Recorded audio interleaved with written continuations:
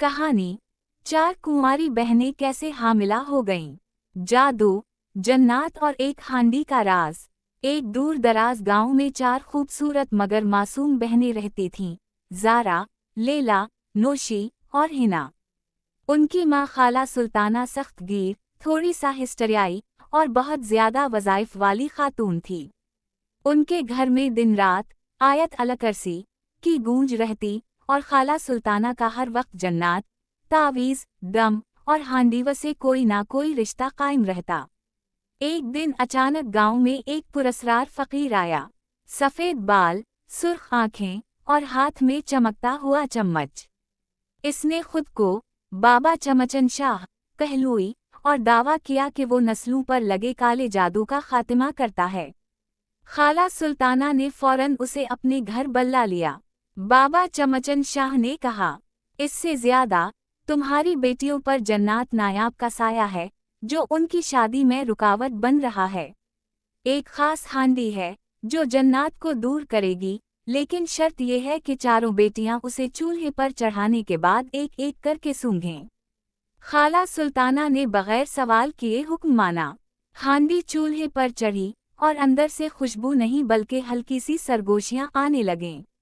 जैसे ही ज़ारा ने उसे सौंघा, इसकी आंखें पलकें झपकाना भूल गईं। लैला ने सौंघा तो उसकी ज़बान पर एक अजीब लफ्ज़ आया, उज़ारील। नौशी और हिना की हालत भी अजीब सी हो गई। चंद लम्हों में सब बेहोश। कुछ दिन बाद उनके रवैये बदलने लगे। एक बोलती नहीं थी, एक को हर वक्त खिचड़ी की तलब रहती थी, तीसरी दीवारों से बातें करती और चौथी आधी रात को छत पर टहलती।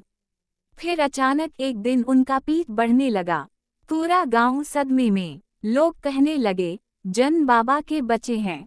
खाला सुल्ताना ने बाबा चमचन शाह को ढूंढने की कोशिश की, मगर वो हुआ में गायब हो चुका था।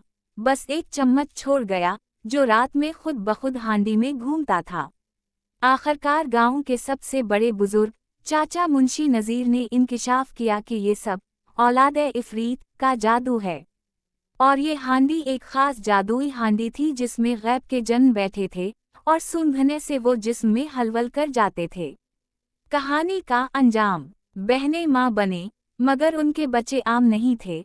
एक के कान नोकीले, दूसरे की आंखें नीली, तीसरे की आवाज़ में बाज जैसी चीख और चौथे के हाथ हमेशा ठंडे। खाला सुल्ताना ने हांडी को ज़मीन में दफना दिया, लेकिन आज भी कभी कभी इसके कमरे से चम्मच की आवाज़ आती है। चम चम चम, चमचन शाह वापस आएगा। इस कहानी की अगली कैसेट देखने के लिए कमेंट में नेक्स्ट लिखें।